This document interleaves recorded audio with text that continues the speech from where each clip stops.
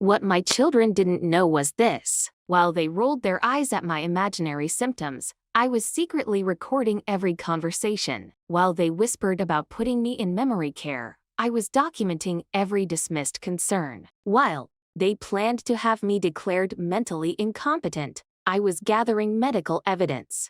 Evidence that would expose them as the ones who weren't thinking clearly. The hypochondriac mother they wanted to control was about to present a case so devastating it would destroy their reputations and cost them everything they thought they'd inherit. Before we dive in, let me know in the comments where you're watching from. If this story resonates with you, make sure to hit that subscribe button. Tomorrow, I have something even more shocking lined up for you. Last month, I became the most dismissed woman in my own family circle. Not the kind of dismissal that comes from being overlooked. The kind that comes from people assuming age has made you a hypochondriac. That every pain you feel is just getting older. That your concerns about your body are signs of mental decline. My children are still trying to figure things out. How their paranoid mother managed to prove a rare autoimmune condition. How the woman they planned to evaluate for dementia exposed their own medical ignorance. How the mother they assumed was losing her mind turned out to be the only one thinking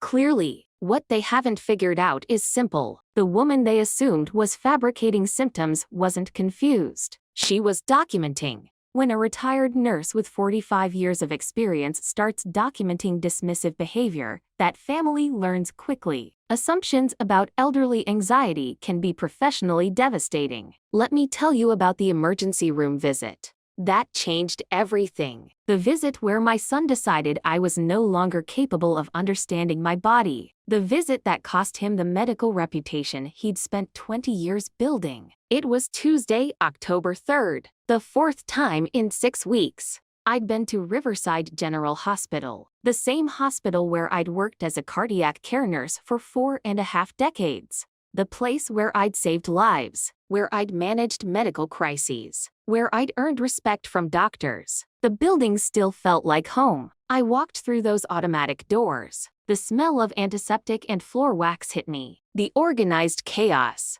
of medical professionals moving with purpose. The electronic beeping of monitors that had been the soundtrack of my professional life. But on that Tuesday morning, I wasn't Eleanor Chen, the respected nurse. I wasn't the woman who'd mentored 3 generations of cardiac care staff. I wasn't the nurse who'd been nominated for the hospital's Lifetime Achievement Award. I wasn't the nurse who'd caught early warning signs that saved countless lives. I was just another anxious elderly woman, a woman whose family was getting tired of her complaints. The symptoms had started 3 months earlier, early July. At first, they seemed like normal aging. A little more joint stiffness in the morning, some fatigue after activities that used to be easy. The kind of changes that every 70-year-old woman learns to accept. But by the end of July, something felt different. The joint pain wasn't manageable arthritis stiffness. It was sharp, burning pain. Pain that moved from location to location without pattern. One day, my hands would ache so badly I couldn't open jars. The next day, my knees would be so painful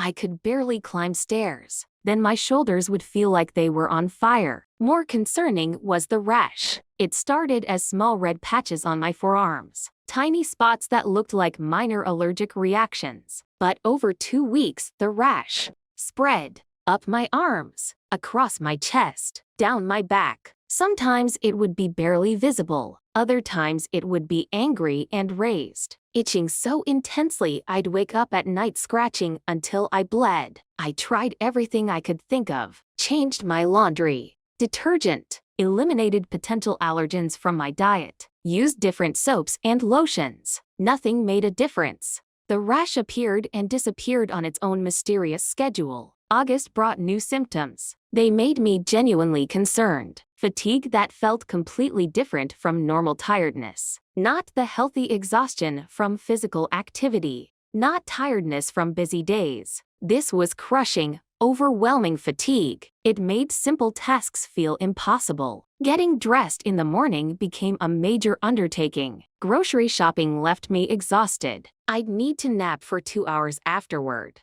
Cooking dinner required so much energy. I started eating frozen meals. My family interpreted this as normal aging, combined with adjustment difficulties from retirement. "Mom," my daughter Lisa said, "I'd mentioned feeling tired all the time. You're not used to having so much unstructured time. Your body is adjusting. You don't have the constant stimulation of hospital work anymore. Adjusting to retirement. Constant stimulation of hospital work." Lisa was suggesting that my fatigue was psychological, not physical. "Lisa, this isn't adjustment fatigue. This feels like something's wrong with my body."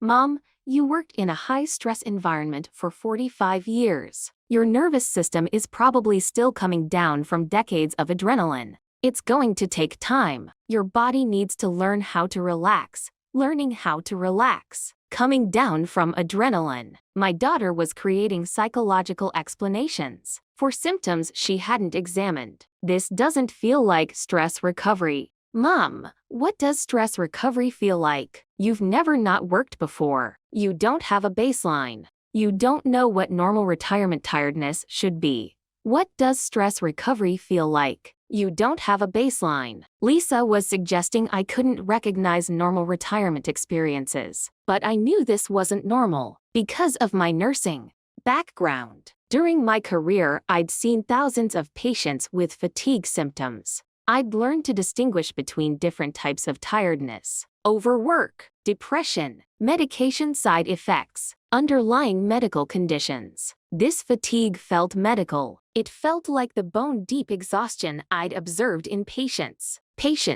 with autoimmune disorders, thyroid conditions, other systemic illnesses. September brought the symptoms that convinced me to seek medical attention: cognitive issues that felt neurological, not normal forgetfulness. I'd always had an excellent memory. During my nursing career, I could remember detailed information about dozens of patients simultaneously: medication schedules, care protocols, family contact information. My colleagues used to joke. They said I was a walking medical database. But in September, I started having trouble with word retrieval. I'd know exactly what I wanted to say, but I couldn't access the specific words I needed. Not confusion about concepts or ideas. The thoughts were clear in my mind. I just couldn't find the language to express them. Even more concerning were episodes. I'd lose track of conversations mid-sentence. I'd be talking to someone. Suddenly, I couldn't remember what we'd been discussing. Not memory loss about past events. Present moment awareness that would just disappear without warning. The most frightening symptom was what I started calling brain fog. Periods where my thinking felt cloudy and slow. Simple decisions became difficult. Following conversations required enormous concentration. Reading became exhausting. I had to reread sentences multiple times. These weren't normal senior moments. I'd observed enough elderly patients during my career. I knew the difference. Typical age-related cognitive changes versus neurological symptoms. Symptoms that warranted investigation. But when I mentioned these concerns to my family, they immediately attributed them to anxiety. Anxiety about aging. "Mom," my son David said. This was during a family dinner in late September. "You're hyperaware of every little cognitive change because you're worried about dementia. When you focus that intensely on your mental functioning, normal variations start to feel significant." Hyperaware because you're worried about dementia. Normal variations start to feel significant.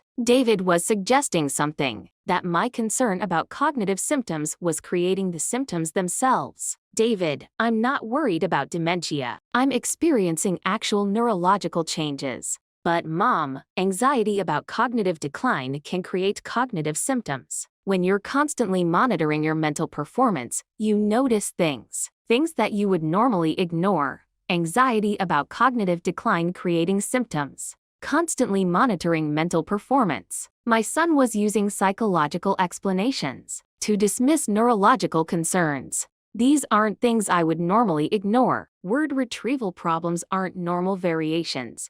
Actually, they are. Mild word-finding difficulties are extremely common in adults over 65. You're just noticing them now because you're hyper-focused on your cognitive functioning, mild word-finding difficulties are common. Hyper-focused on cognitive functioning. David was normalizing symptoms. Symptoms that felt abnormal to me. But David is a cardiologist, not a neurologist. His expertise is in heart conditions, not cognitive disorders. Yet he was speaking with authority, the authority of someone who specialized in the symptoms I was describing. David, do you think I should see a neurologist? Mom, I think you should see a therapist. You're experiencing classic anxiety symptoms related to aging and retirement transitions. See a therapist. Classic anxiety symptoms. My son was recommending mental health treatment instead of medical evaluation. I don't think this is anxiety.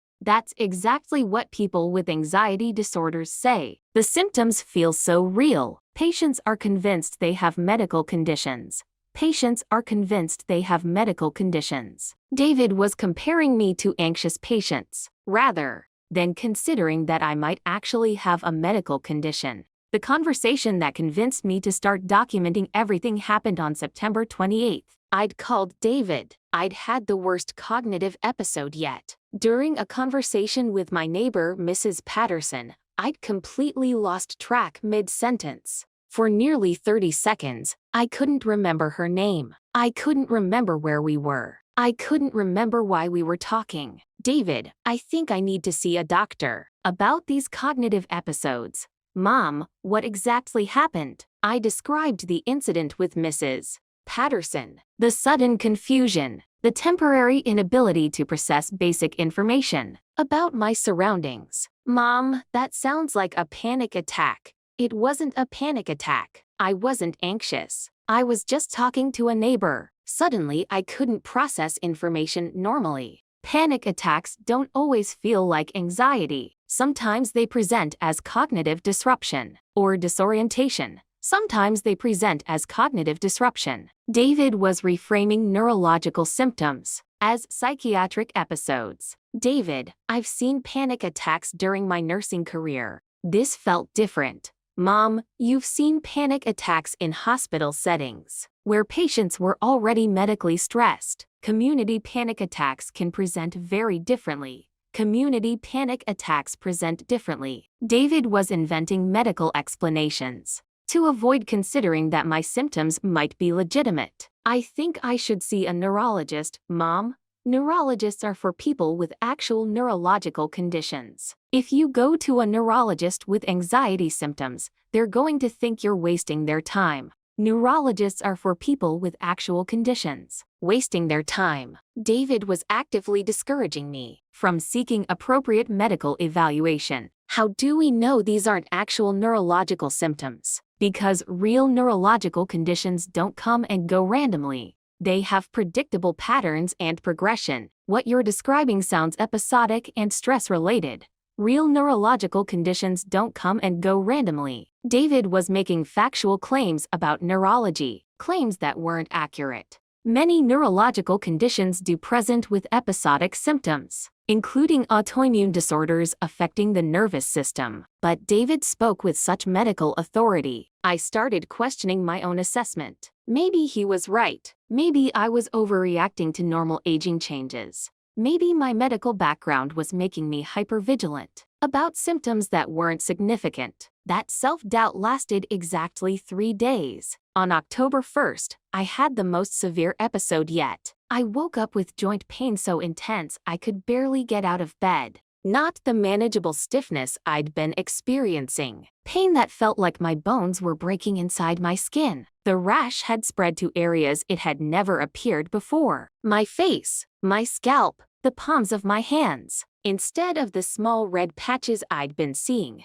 this was an angry, raised rash. It burned and itched simultaneously. Most alarming, my heart was racing, even though I was lying still. Not the elevated heart rate from physical activity, not from emotional stress. This was rapid, irregular beating. It felt mechanical rather than emotional. When I tried to get up to call for help, I discovered something. My speech was affected. Words weren't forming properly. I knew what I wanted to say, but the sounds coming out of my mouth were slurred and unclear. This wasn't anxiety. This wasn't normal aging. This wasn't retirement adjustment. Something was seriously wrong with my body. I managed to call 911. The paramedics arrived within 8 minutes. "Ma'am, can you tell us what's happening?" I tried to explain. About the joint pain, the rash, the heart palpitations, the speech difficulties. My words were still slurred, but the paramedics understood enough to take my symptoms seriously. "Ma'am, how long have you been experiencing these symptoms?" 3 months, I managed to say.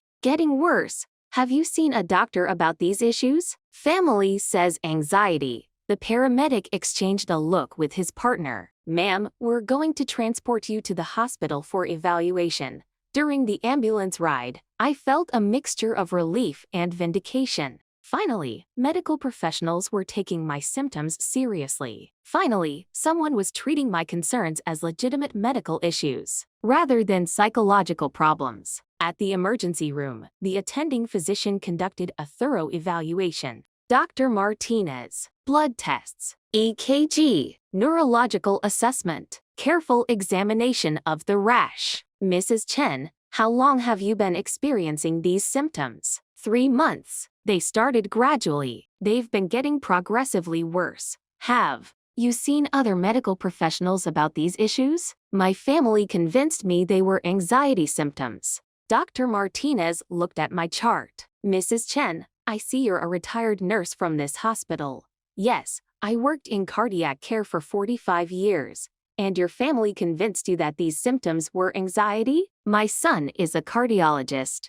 My daughter works in hospital administration. They both felt my symptoms were psychological." Dr. Martinez was quiet for a moment. "Mrs. Chen, in your professional opinion, do these symptoms feel like anxiety?" "No, they feel like a systemic medical condition." "I agree. We're going to run some additional tests. Possibly admit you for observation." Additional tests. Possible admission. Finally, a medical professional was taking my symptoms seriously. Seriously enough to investigate properly. The tests Dr. Martinez ordered were extensive. Complete blood panel including inflammatory markers, autoimmune studies, thyroid function, vitamin levels, EEG to evaluate the neurological symptoms. While we waited for results, Dr. Martinez asked detailed questions about my symptom timeline, my medical history, my family's response to my concerns. "Mrs. Chen, it concerns me. Medical professionals in your family dismissed these symptoms. Without proper evaluation, they were convinced I was having anxiety about aging and retirement. Mrs. Chen, even if that were true, anxiety severe enough to create these kinds of physical symptoms would warrant medical attention. Even if anxiety were true, it would warrant attention." Dr. Martinez was pointing out something. My family's dismissal was inappropriate, regardless of the underlying cause. "Do you think these symptoms could be anxiety-related?"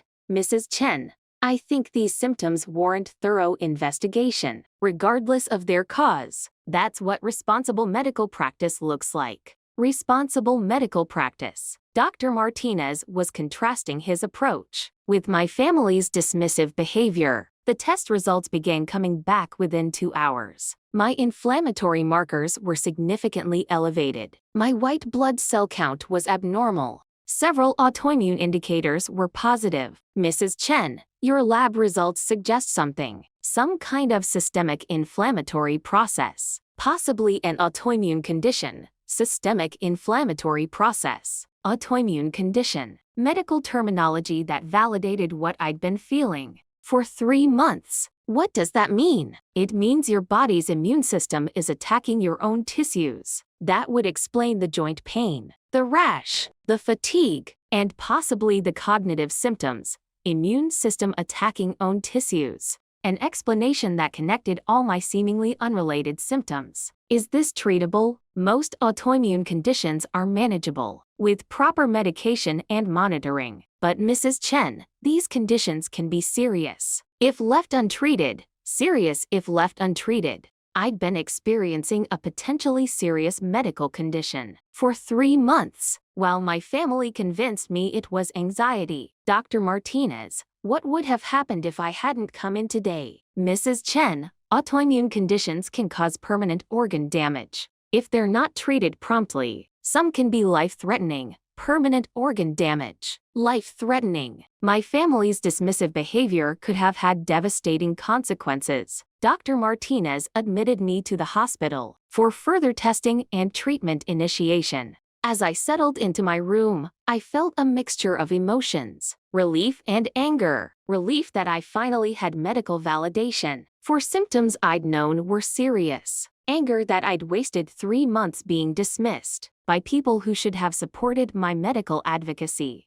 But mostly I felt determined to get proper treatment for my condition, determined to document everything that happened next, and determined to make sure my children understood the consequences of medical gaslighting. That's when I realized the full scope of what had been happening. My children hadn't just been unsupportive, they'd been medically negligent. David, as a cardiologist, should have recognized something. My heart palpitations warranted evaluation. He should have known that rapid, irregular heartbeat combined with other systemic symptoms suggested serious conditions. Lisa, as a hospital administrator, should have understood something. Multiple concerning symptoms warranted professional assessment, not dismissive psychological explanations. Both of them had used their medical credentials to discourage me from seeking appropriate care. They'd leveraged their professional authority to override my own medical judgment and self-advocacy. More troubling, they'd begun making plans based on their assumption that my symptoms were psychological. Conversations about whether I could continue living independently. Suggestions about support. That sounded suspiciously like discussions about assisted living facilities. My children had decided something, that my medical concerns proved I was mentally declining, that my insistence on proper diagnosis showed poor judgment, that my refusal to accept their psychological explanations meant I needed supervision. They were building a case for my incompetence, based on symptoms that turned out to be a legitimate medical condition. But what they didn't know was this. I'd started recording our conversations 2 weeks earlier. Not because I planned to use the recordings against them, but because I wanted to review our discussions later, to make sure I wasn't misremembering details. I had documented proof of their dismissive behavior, their refusal to support proper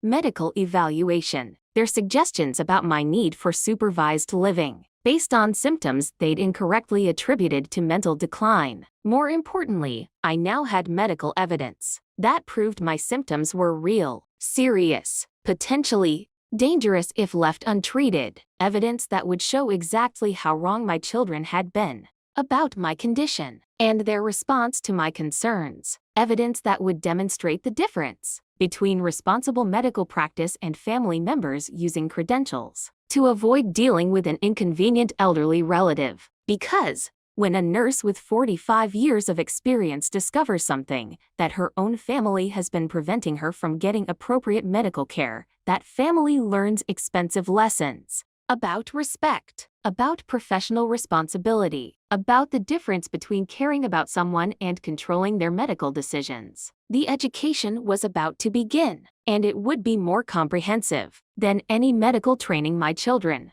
had ever received. My name is Eleanor Chen. I'm 70 years old. 3 months ago, my family convinced me I was imagining symptoms that turned out to be a serious autoimmune condition. Yesterday, I was diagnosed with systemic lupus erythematosus, a condition that could have caused permanent organ damage if my family had succeeded in preventing me from getting proper medical care. Today, I'm beginning treatment that should control my symptoms and prevent long-term complications. Tomorrow, my children are going to learn exactly what it costs to medically gaslight a retired nurse who spent 4 decades saving lives. They thought they were protecting me from unnecessary medical anxiety. They were actually endangering my life through professional negligence. The woman they tried to silence proved to be the woman who could expose their incompetence, and she was prepared to take action that would change their lives forever. The first phone call came at 6:47 a.m. I was lying in my hospital bed, still groggy from the medications they'd given me. The number on my phone showed David's office, not his personal cell, his professional line. Mrs. Chen, this is Monica from Dr. Chen's office. Dr. Chen asked me to call and check on your condition. Monica, David's receptionist, not David himself. My son was having his staff check on me, like I was just another patient, not his mother who'd just been diagnosed with a serious autoimmune condition. I'm stable. They're starting treatment today. Dr. Chen wanted to know if you've spoken with any other medical professionals about your condition or your treatment plan. If I've spoken with other medical professionals. Such a strange question. Why would David care who I'd talked to? Just Dr. Martinez and the rheumatology team. Has anyone asked you questions about your family's response to your symptoms? Questions about my family's response. Now I understood. David was worried about what I might have told the medical team, about how he and Lisa had dismissed my concerns. Monica, why would that matter? Dr. Chen just wants to make sure you're getting comprehensive care. He's concerned that there might be some miscommunication about the timeline of your symptoms. Miscommunication about the timeline. David was already trying to control the narrative about how long my family had known about my symptoms and how they'd responded. There's no miscommunication. I've been clear about when my symptoms started and how my family reacted. Monica was quiet for a moment. Mrs. Chen, Dr. Chen would like to speak with your treatment team to provide additional medical history that might be relevant to your care. Provide additional medical history. David wanted to talk to my doctors, not to help with my treatment, but to manage the story about his role in my delayed diagnosis. I'll discuss that with Dr. Martinez. Mrs. Chen, Dr. Chen also wanted me to ask about your living situation. Once you're discharged, he's concerned about your ability to manage your medications and follow-up appointments. Concerned about your ability to manage. David was still questioning my competence, even after I'd been proven right about having a serious medical condition. I'm perfectly capable of managing my own medications, of course, but autoimmune conditions can be complex. Dr. Chen thinks you might benefit from some additional support. At home, additional support at home. David was still pushing for supervised living, even though my symptoms had been validated by hospital testing. Monica, please tell Dr. Chen that I'll manage my own care. I'll pass that along. Oh, and Mrs. Chen? Dr. Chen wanted me to mention something else. He's been thinking about your cognitive symptoms, the ones you described to him. He's wondering if they might have been related to anxiety about the physical symptoms you were experiencing. Cognitive symptoms related to anxiety. Even after my lupus diagnosis, David was still trying to explain away my neurological symptoms as psychological rather than medical. My cognitive symptoms were part of my autoimmune condition. Well, that's still being evaluated. Dr. Chen thinks there might be multiple factors involved. David was refusing to accept that all my symptoms had been legitimate manifestations of lupus. After I hung up, I realized something important. David wasn't calling to check on my health. He was calling to manage potential damage to his professional reputation. He was worried that I might tell other medical professionals about how he dismissed my symptoms, how he discouraged me from seeking neurological evaluation, how he'd attributed legitimate medical symptoms to anxiety. David was trying to get ahead of the story before it could damage his career. The second phone call came an hour later. Lisa, Mom, I just heard from David about your hospitalization. I'm so relieved you're getting help. As if my hospitalization proved that I'd needed psychiatric intervention rather than medical treatment. I'm getting treatment for lupus, the condition I've had for 3 months, right? The autoimmune condition. Mom, I have to ask, are you sure the doctors have all the information they need about your symptoms and timeline? Are you sure the doctors have all the information? Lisa was also worried about what I'd told my treatment team. They have accurate information. It's just that autoimmune conditions can be tricky to diagnose. Sometimes patients remember symptom timelines differently than they actually occurred. Lisa was suggesting that I might have given inaccurate information about when my symptoms started and how long they'd been dismissed. Lisa, I remember the timeline perfectly. 3 months of symptoms, 3 months of family dismissal. Mom, that's not fair. We weren't dismissing you. We were concerned about anxiety and stress. That seemed to be contributing to your symptoms. We weren't dismissing you. Lisa was rewriting history about how she and David had responded to my concerns. You told me my symptoms were psychological. We suggested that psychological factors might be involved. That's different from dismissing your concerns entirely. Psychological factors might be involved. Lisa was creating subtle distinctions to make their dismissive behavior sound more reasonable. Lisa, you and David both discouraged me from seeking medical evaluation. We encouraged you to consider all possible causes, including psychological ones. That's responsible healthcare advocacy. Responsible healthcare advocacy. Lisa was reframing their obstruction as appropriate medical guidance. Responsible advocacy would have been supporting my request for proper evaluation. Mom, you need to understand something. David and I were worried about you. You seemed anxious and confused. We thought you might be developing early signs of cognitive decline. Early signs of cognitive decline. There it was. The real reason for their dismissive behavior. They decided I was developing dementia. My cognitive symptoms were caused by lupus. That's still being determined. Autoimmune conditions can affect cognition, but so can anxiety and aging. The doctors are still sorting out which symptoms are related to which causes, still being determined. Which symptoms are related to which causes?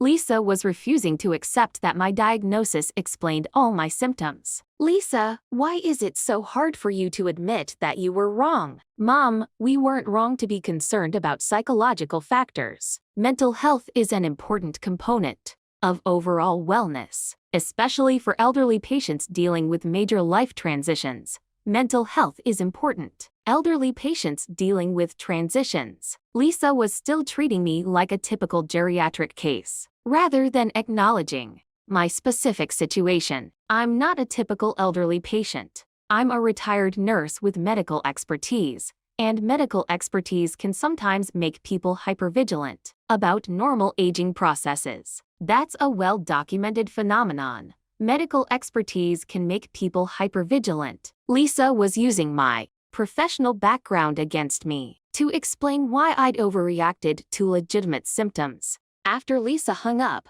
I understood the full scope of what was happening. My children weren't just concerned about my health. They were concerned about their reputations and their potential liability. David was worried about his standing as a cardiologist who'd missed obvious signs of systemic illness in his own mother. Lisa was worried about her position as a hospital administrator who discouraged an elderly family member from seeking appropriate medical care. Both of them were trying to minimize their roles in my delayed diagnosis by continuing to suggest that psychological factors had been legitimate concerns. But I had documentation of every dismissive conversation, every discouraging comment, every attempt to attribute medical symptoms to mental health issues. Documentation that would prove exactly how wrong they'd been and how their professional negligence could have cost me my life. The third phone call came that afternoon from someone I didn't expect. Dr. Patricia Valdez, David's department chief at the hospital. Mrs. Chen, this is Dr. Valdez. I'm the head of cardiology here at Riverside General. I understand you're currently being treated for an autoimmune condition. The head of cardiology calling me directly. This wasn't a social call. Yes, I've been diagnosed with systemic lupus. Mrs. Chen, I'm calling because Dr. Chen, your son, has expressed some concerns about the circumstances surrounding your diagnosis. Concerns about the circumstances. David had gone to his department chief to discuss my case. What kind of concerns? Dr. Chen is worried that there might have been some communication issues between you and your treatment team regarding the timeline of your symptoms and your family's response to those symptoms. Communication issues regarding timeline and family response. David was trying to use his professional relationships to control the narrative about my diagnosis. There haven't been any communication issues. I've been completely accurate about my symptoms and timeline.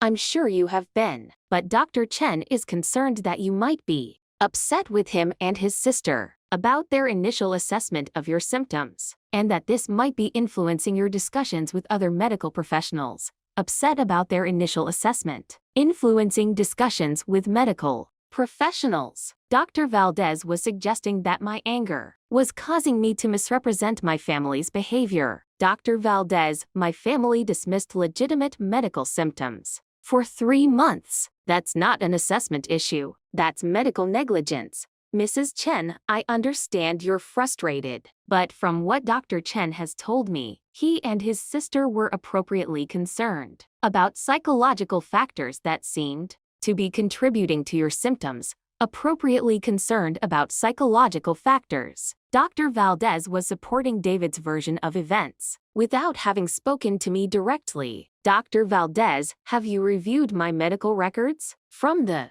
past 3 months? I've reviewed your current hospitalization records, and Dr. Chen has provided me with background information about your recent symptoms and family interactions. Background information from Dr. Chen, not objective medical records. David's subjective interpretation of events. Dr. Valdez, would you like to hear the recordings I made of my conversations with David and Lisa during the past month? Silence. Dr. Valdez hadn't expected that. Recordings. I recorded our family discussions about my symptoms because I was having cognitive issues and wanted to make sure I was remembering conversations accurately. Mrs. Chen, I'm not sure that would be appropriate. Dr. Valdez, those recordings document 3 months of medical dismissal by 2 healthcare professionals who are employed by this hospital. 2 healthcare professionals employed by this hospital. I was making it clear that this wasn't just a family issue, it was a professional liability issue. Mrs. Chen, I think there might be some misunderstanding here.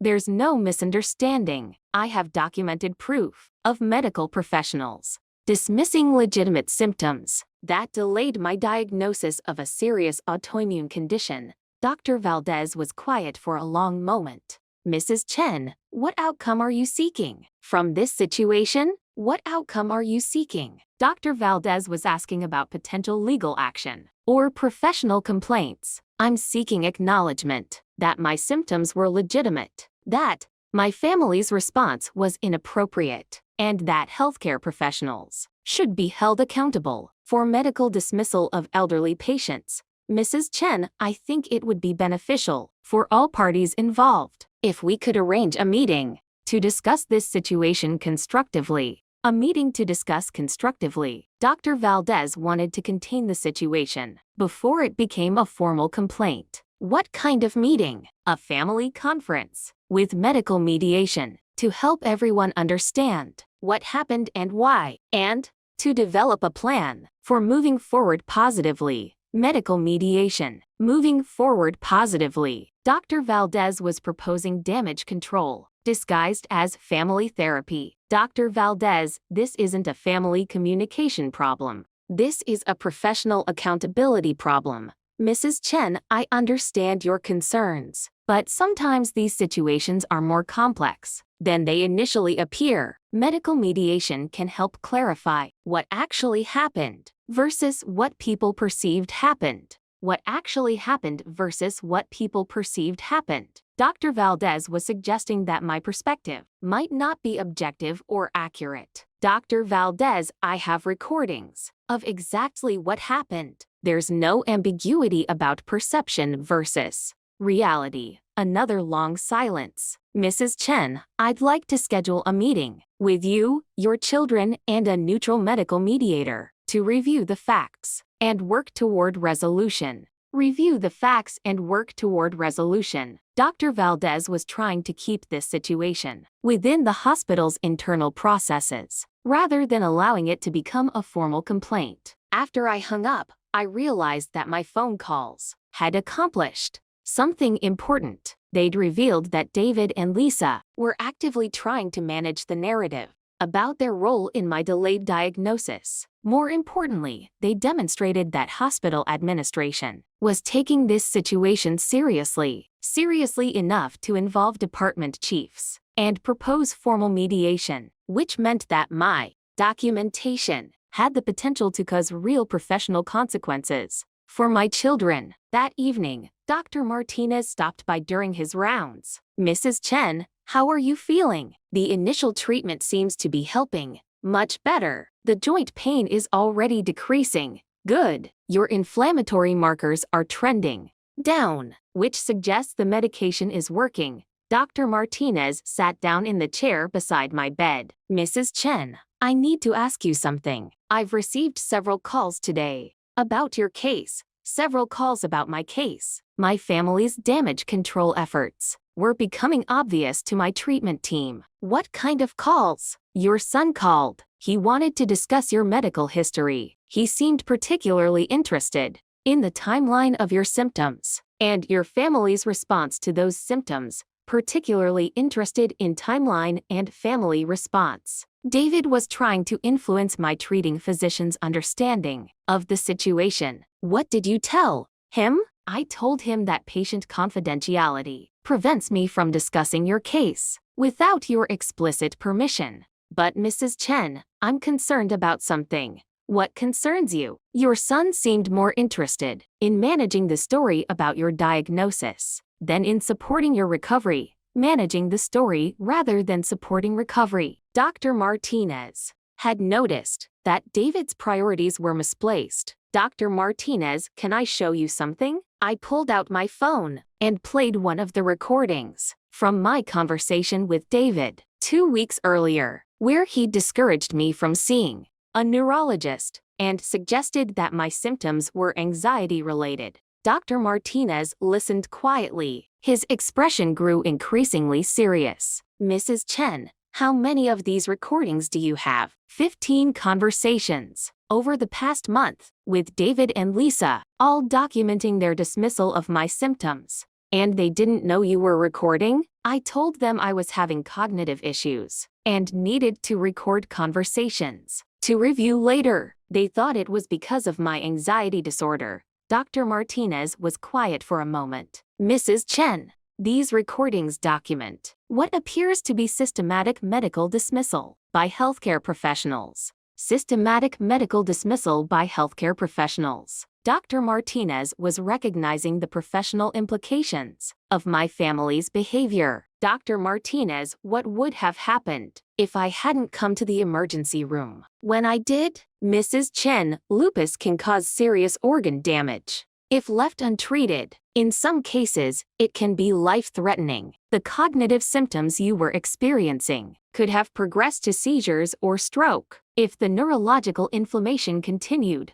Life-threatening, seizures or stroke. My family's dismissive behavior could have had catastrophic consequences, and my family convinced me that these symptoms were anxiety." Mrs. Chen, that level of medical dismissal, especially from healthcare professionals, raises serious ethical concerns. Serious ethical concerns. Dr. Martinez was acknowledging that this wasn't just a family disagreement, it was a professional standards issue. "Dr. Martinez, what are my options?" "Mrs. Chen, you could file complaints with the medical licensing boards. You could report this to hospital administration. You could consult with an attorney about potential malpractice issues, medical licensing complaints, hospital administration reports, malpractice consultation." Dr. Martinez was outlining the full range of professional consequences my children could face. "What would you recommend?" "Mrs. Chen, that's not a medical decision. That's a personal one. But I will say this.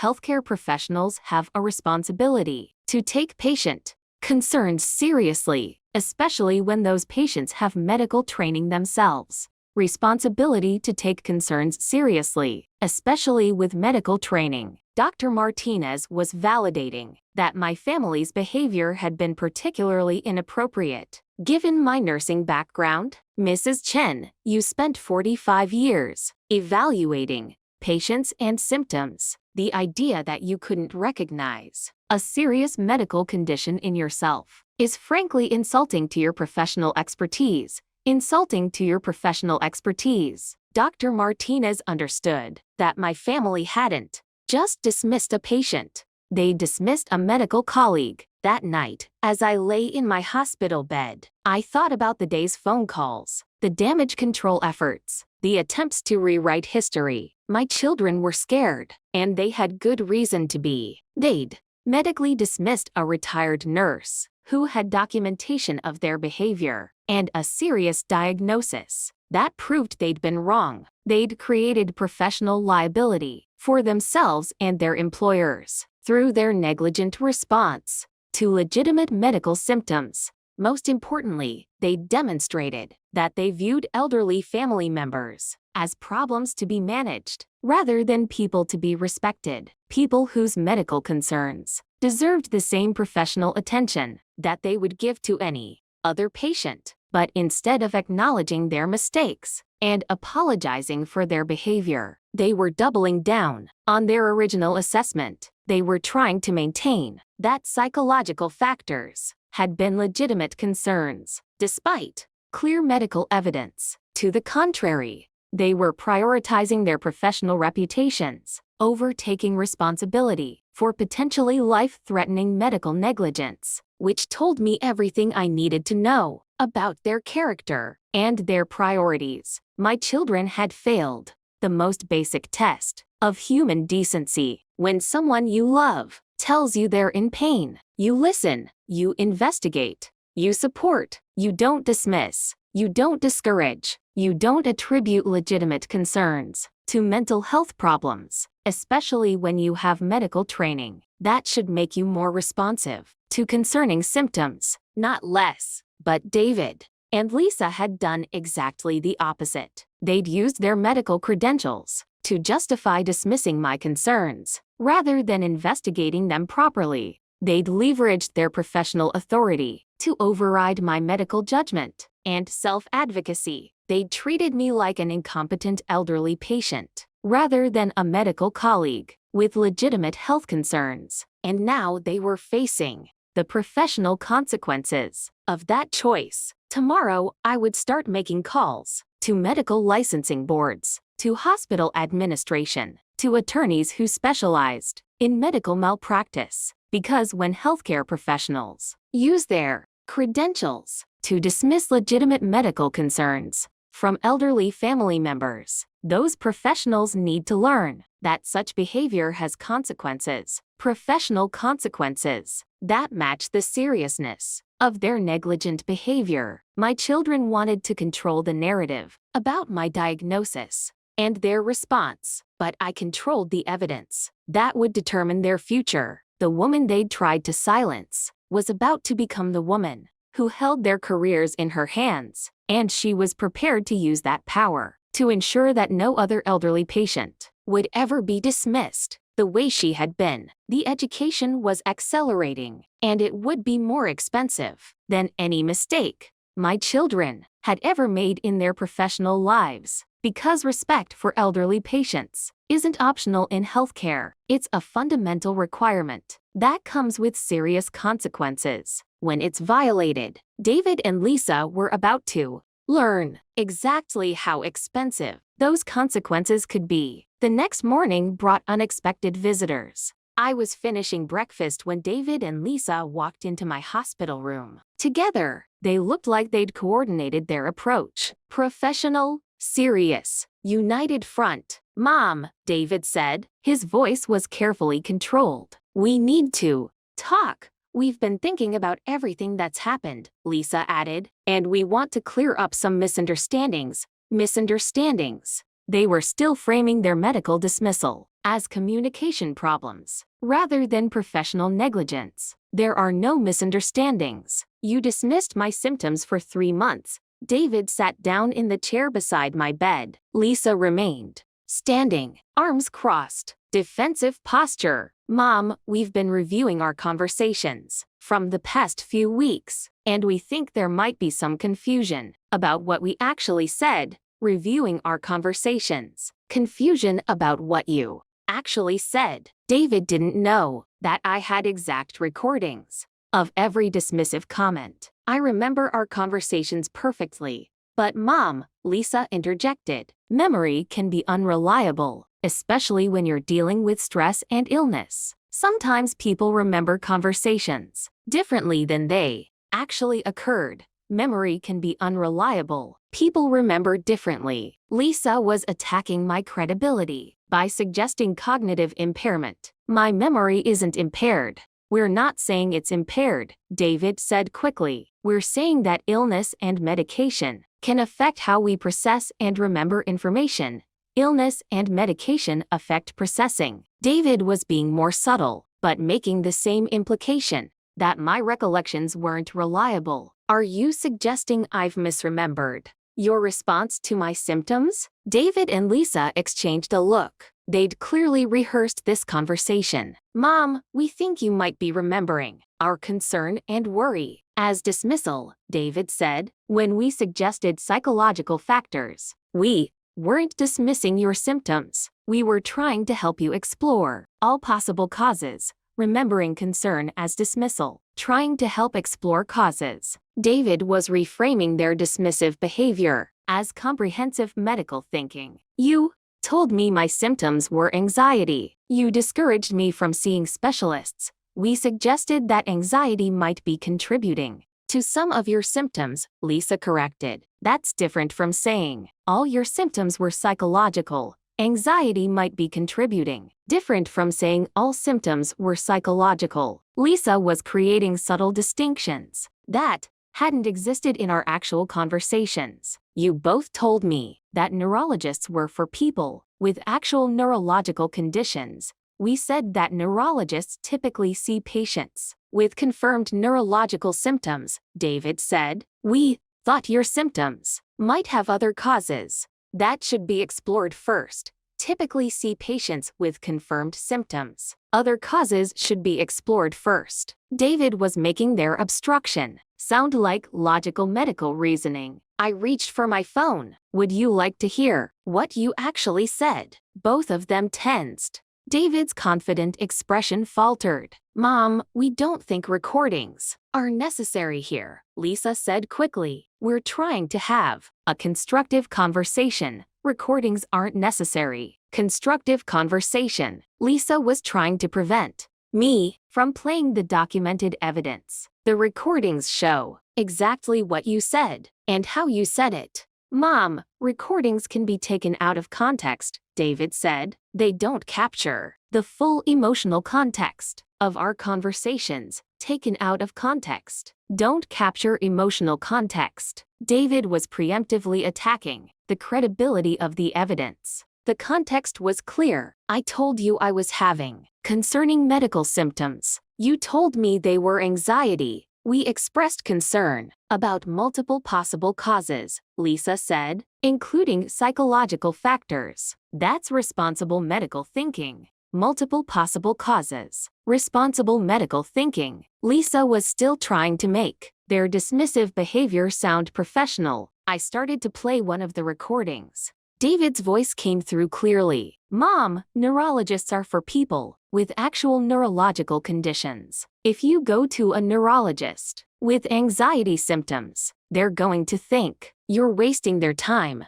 The room was silent. David's face flushed red. That was taken out of context, he said after a moment. What context would make that appropriate? I was trying to prevent you from embarrassing yourself with unnecessary specialist visits. Prevent you from embarrassing yourself. David was admitting that his concern had been about embarrassment, not my health. So you were protecting me from appropriate medical care? I was protecting you from wasting time and money on unnecessary testing. Protecting from wasting time and money. David was prioritizing cost and convenience over thorough medical evaluation. David, the testing wasn't unnecessary. I have lupus. We know that now, but we didn't know it then. We were working with limited information. David was suggesting that their dismissive behavior had been reasonable, given what they knew at the time.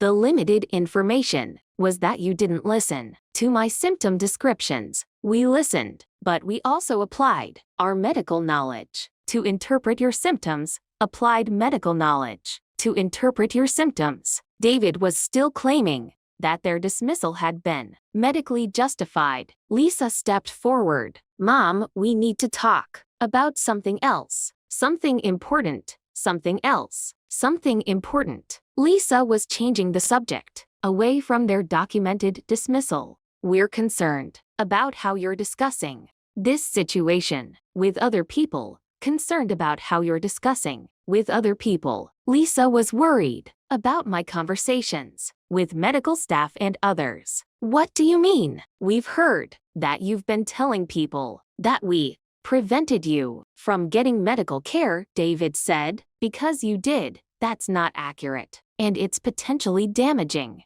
to our professional reputations. Not accurate. Potentially damaging to reputations. David was more concerned about his career than about acknowledging mistakes. Your reputations should be damaged. You committed medical negligence. Mom, that's a very serious accusation, Lisa said. Medical negligence has specific legal meanings. You can't just throw around terms like that. Serious accusation. Specific legal meanings. Lisa was trying to intimidate me with legal terminology. I can use whatever terms accurately describe your behavior, but Mom, inaccurate accusations can have serious consequences for everyone involved, David said. Inaccurate accusations. Serious consequences. David was making veiled threats about what might happen if I continued speaking publicly. Are you threatening me? We're not threatening anyone, Lisa said quickly. We're just pointing out that misunderstandings can escalate unnecessarily. Misunderstandings can escalate. Lisa was still framing their documented dismissal as a communication problem. This isn't a misunderstanding. This is documented medical dismissal. Mom, we think you should be careful about making accusations that you can't prove, David said. Accusations you can't prove. David clearly hadn't grasped the significance of my recordings. I can prove everything. I have 15 hours of recorded conversations.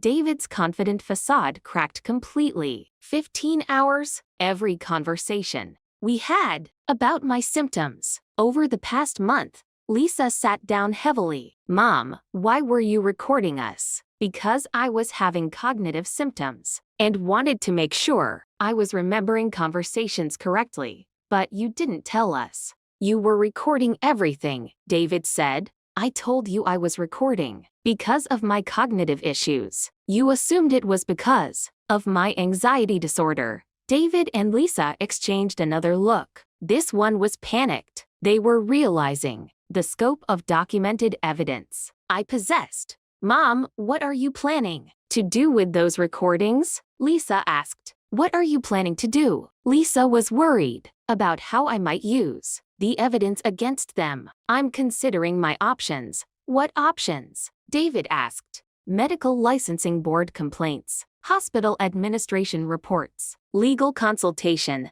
David went pale. Mom, you can't be serious. I'm very serious. Healthcare professionals who dismiss legitimate symptoms from elderly patients need to face consequences. But we're your children, Lisa said. This is a family matter. We're your children. Family matter. Lisa was trying to use our biological relationship to avoid professional accountability. Your healthcare professionals who used your credentials to dismiss medical concerns. That's not a family matter. That's professional misconduct. Mom, think about what you're saying, David pleaded. Do you really want to destroy our careers over a misunderstanding? Destroy our careers over misunderstanding. David was still minimizing their behavior while appealing to family loyalty. I'm not destroying anything. I'm documenting what happened. The consequences are yours to face. But Mom, we were trying to help you, Lisa said. Even if we made mistakes, our intentions were good. Trying to help. Intentions were good. Lisa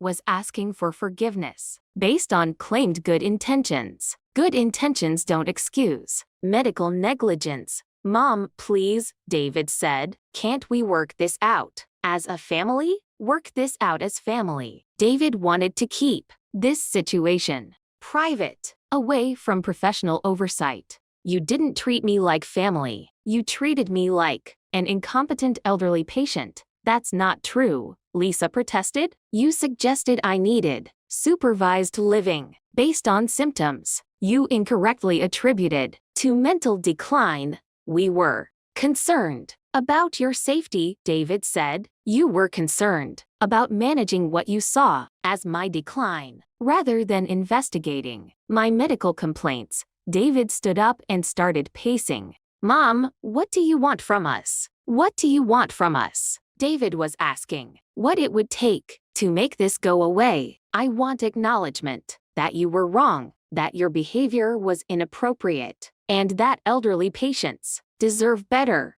treatment. Fine, we acknowledge that we made mistakes, Lisa said quickly. Made mistakes? Lisa was offering a minimal admission without accepting responsibility. What specific mistakes? We should have been more supportive of your medical concerns, David said reluctantly. Should have been more supportive. David was offering a vague acknowledgement without admitting negligence. What else? We should have encouraged you to seek additional medical opinions if you were concerned, Lisa added. Should have encouraged additional opinions. Lisa was admitting they'd actively discouraged appropriate medical care. And what about using your medical credentials to dismiss my symptoms? Both of them were quiet. That was inappropriate, David finally said, and potentially dangerous. Another long pause. Yes, potentially dangerous, Lisa admitted. This was progress, but I sensed they were offering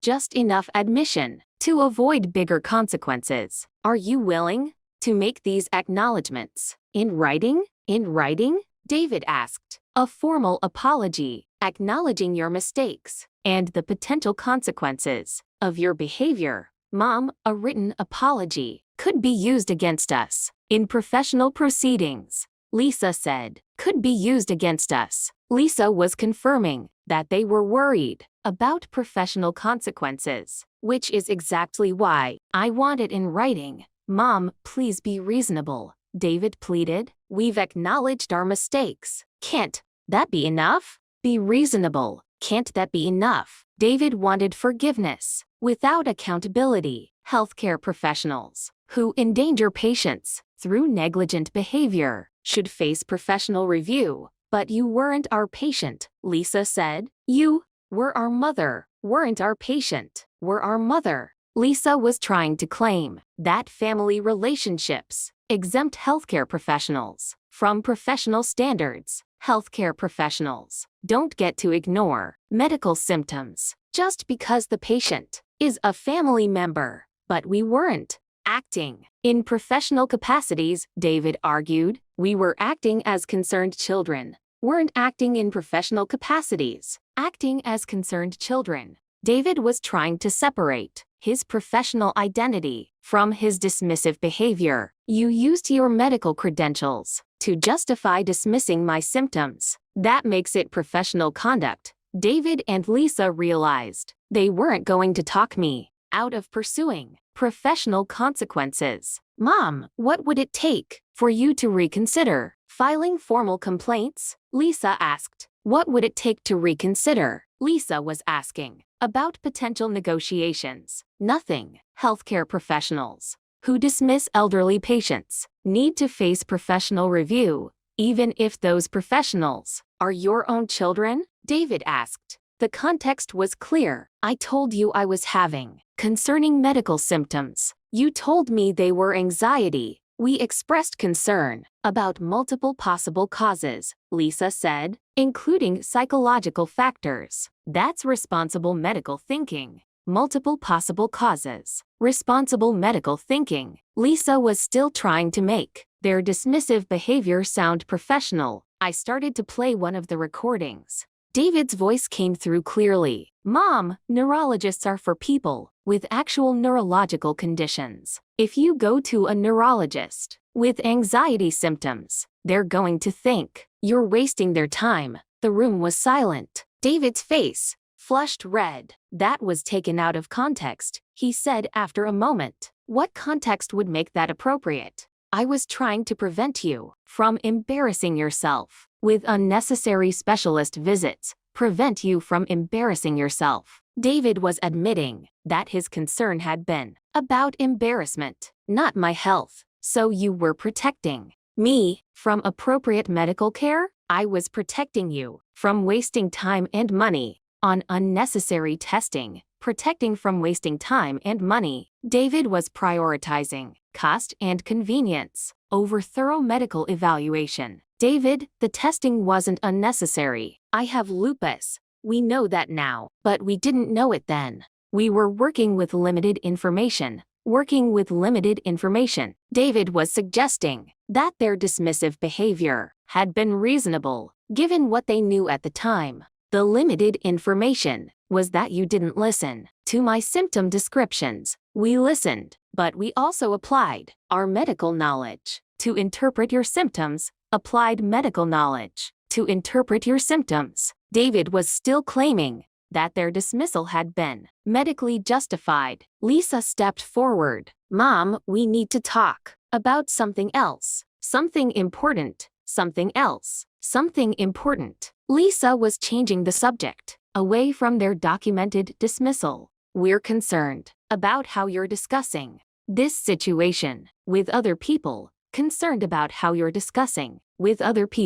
Lisa was worried about my conversations with medical staff and others. What do you mean? We've heard that you've been telling people that we prevented you from getting medical care, David said. Because you did. That's not accurate, and it's potentially damaging to our professional reputations. Not accurate. Potentially damaging to reputations. David was more concerned about his career than about acknowledging mistakes. Your reputations should be damaged. You committed medical negligence. Mom, that's a very serious accusation, Lisa said. Medical negligence has specific legal meanings. You can't just throw around terms like that. Serious accusation. Specific legal meanings. Lisa was trying to intimidate me with legal terminology. I can use whatever terms accurately describe your behavior, but Mom, inaccurate accusations can have serious consequences for everyone involved, David said. Inaccurate accusations. Serious consequences. David was making veiled threats about what might happen if I continued speaking publicly. Are you threatening me? We're not threatening anyone, Lisa said quickly. We're just pointing out that misunderstandings can escalate unnecessarily. Lisa was still framing their documented dismissal as a communication problem. This isn't a misunderstanding. This is documented medical dismissal. Mom, we think you should be careful about making accusations that you can't prove, David said. Accusations you can't prove. David clearly hadn't grasped the significance of my recordings. I can prove everything. I have 15 hours of recorded conversations. David's confident facade cracked completely. 15 hours? Every conversation we had about my symptoms over the past month. Lisa sat down heavily. Mom, why were you recording us? Because I was having cognitive symptoms and wanted to make sure I was remembering conversations correctly. But you didn't tell us. You were recording everything, David said. I told you I was recording because of my cognitive issues. You assumed it was because of my anxiety disorder. David and Lisa exchanged another look. This one was panicked. They were realizing the scope of documented evidence I possessed. Mom, what are you planning to do with those recordings? Lisa asked. What are you planning to do? Lisa was worried about how I might use the evidence against them. I'm considering my options. What options? David asked. Medical licensing board complaints, hospital administration reports, legal consultation. David went pale. Mom, you can't be serious. I'm very serious. Healthcare professionals who dismiss legitimate symptoms from elderly patients need to face consequences. But we're your children, Lisa said. This is a family matter. We're your children. Family matter. Lisa was trying to use our biological relationship to avoid professional accountability. Your healthcare professionals who used your credentials to dismiss medical concerns. That's not a family matter. That's professional misconduct. Mom, think about what you're saying, David pleaded. Do you really want to destroy our careers over a misunderstanding? Destroy our careers over misunderstanding. David was still minimizing their behavior while appealing to family loyalty. I'm not destroying anything. I'm documenting what happened. The consequences are yours to face. But Mom, we were trying to help you, Lisa said. Even if we made mistakes, our intentions were good. Trying to help. Intentions were good. Lisa was asking for forgiveness based on claimed good intentions. Good intentions don't excuse medical negligence. Mom, please, David said. Can't we work this out as a family? Work this out as family. David wanted to keep this situation private, away from professional oversight. You didn't treat me like family. You treated me like an incompetent elderly patient. That's not true, Lisa protested. You suggested I needed supervised living based on symptoms you incorrectly attributed to mental decline. We were concerned about your safety, David said. You were concerned about managing what you saw as my decline, rather than investigating my medical complaints. David stood up and started pacing. Mom, what do you want from us? What do you want from us? David was asking what it would take to make this go away. I want acknowledgement that you were wrong, that your behavior was inappropriate, and that elderly patients deserve better treatment. Fine, we acknowledge that we made mistakes, Lisa said quickly. Made mistakes. Lisa was offering a minimal admission without accepting responsibility. What specific mistakes? We should have been more supportive of your medical concerns, David said reluctantly. Should have been more supportive. David was offering a vague acknowledgement without admitting negligence. What else? We should have encouraged you to seek additional medical opinions if you were concerned, Lisa added. Should have encouraged additional opinions. Lisa was admitting they'd actively discouraged appropriate medical care. And what about using your medical credentials to dismiss my symptoms? Both of them were quiet. That was inappropriate, David finally said, and potentially dangerous. Another long pause. Yes, potentially dangerous, Lisa admitted. This was progress, but I sensed they were offering just enough admission to avoid bigger consequences. Are you willing to make these acknowledgments in writing? In writing? David asked. A formal apology, acknowledging your mistakes and the potential consequences of your behavior. Mom, a written apology could be used against us in professional proceedings, Lisa said. Could be used against us. Lisa was confirming that they were worried about professional consequences, which is exactly why I want it in writing. Mom, please be reasonable, David pleaded. We've acknowledged our mistakes. Can't that be enough? Be reasonable. Can't that be enough? David wanted forgiveness without accountability. Healthcare professionals who endanger patients through negligent behavior should face professional review. But you weren't our patient, Lisa said. You were our mother, weren't our patient, were our mother. Lisa was trying to claim that family relationships exempt healthcare professionals from professional standards. Healthcare professionals don't get to ignore medical symptoms just because the patient is a family member. But we weren't acting in professional capacities, David argued. We were acting as concerned children, weren't acting in professional capacities. Acting as concerned children. David was trying to separate his professional identity from his dismissive behavior. You used your medical credentials to justify dismissing my symptoms. That makes it professional conduct.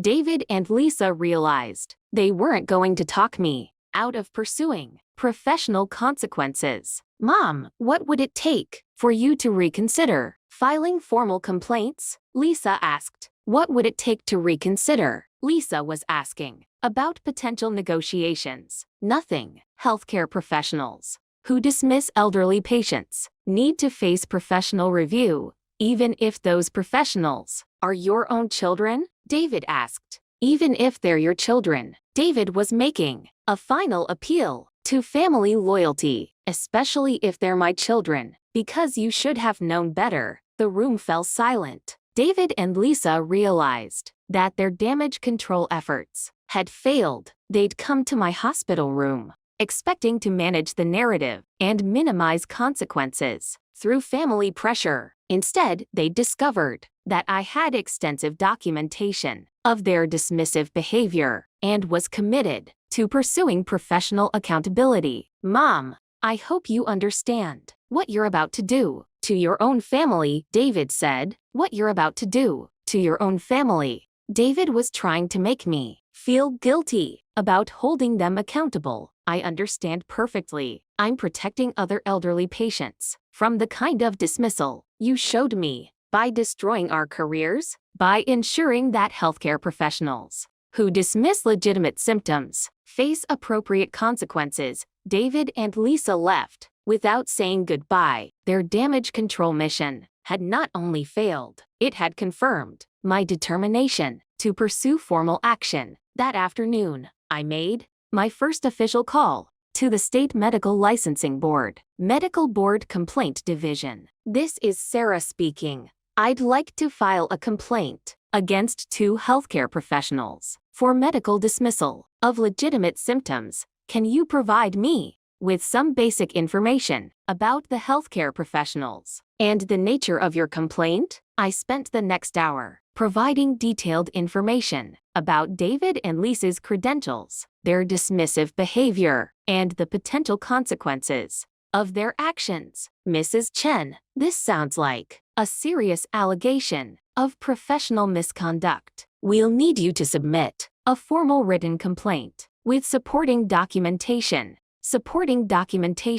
I had 15 hours of recorded conversations, medical records proving my legitimate diagnosis, and witness statements from Dr. Martinez. I have extensive documentation. Excellent. We'll send you the formal complaint forms and schedule an initial review within 30 days. The professional review process was beginning. My second call was to the hospital's patient advocacy office. Patient advocacy. This is Michael speaking. I'd like to report inappropriate behavior by hospital employees toward an elderly patient. Can you tell me more about the nature of the inappropriate behavior? I explained David's position as a cardiologist at the hospital, Lisa's role as an administrator, and their dismissal of my medical symptoms. Mrs. Chen, these are serious allegations against hospital employees. We'll need to conduct a formal investigation.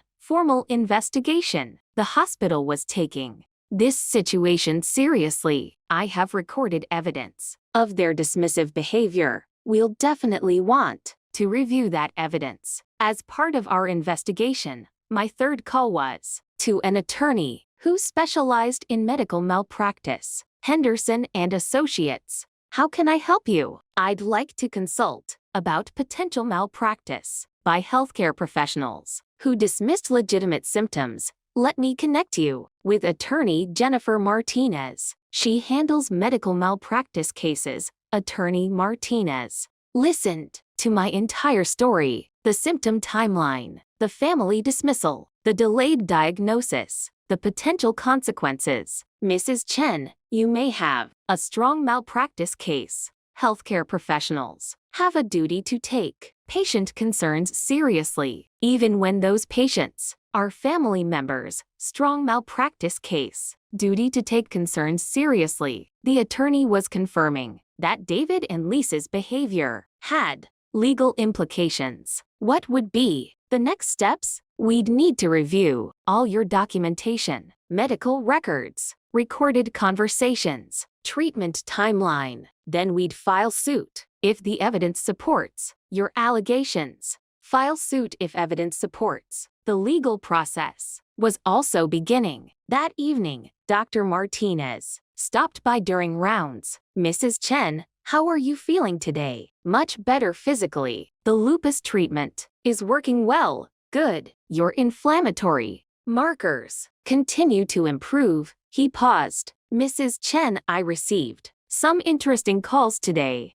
Interesting calls. Word was spreading about the formal complaints I'd initiated. "What kind of calls?" "The medical licensing board called to verify your treatment timeline and my observations about your family's behavior." Medical licensing board verification. The official review process was already underway. "What did you tell them?" "I told them the truth, that you presented with legitimate symptoms of a serious autoimmune condition that had been dismissed by healthcare professionals for 3 months." Dismissed by healthcare professionals. Dr. Martinez was providing official documentation of the professional misconduct. They also asked about the potential consequences of delayed diagnosis, and I told them that lupus can cause permanent organ damage if left untreated, and that your cognitive symptoms could have progressed to seizures or stroke. Permanent organ damage, seizures or stroke. Dr. Martinez was documenting the potential severity of David and Lisa's